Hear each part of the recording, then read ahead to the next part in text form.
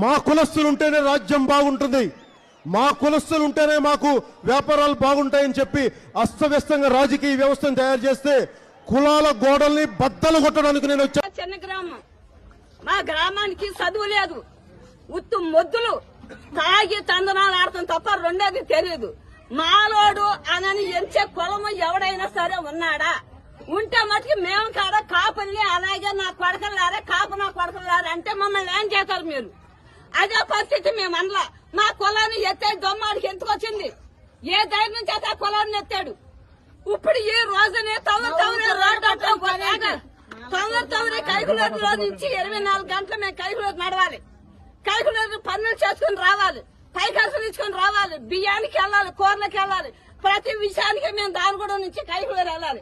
వెళ్ళి వచ్చే కుర్రోళ్ళని పట్టుకుని కొట్టి పీకను కోసి కత్తిలెట్టి బ్లేడ్లు ఎట్టి పొట్ల కోసే అంత స్థితికి దేనికి దిగజారారు?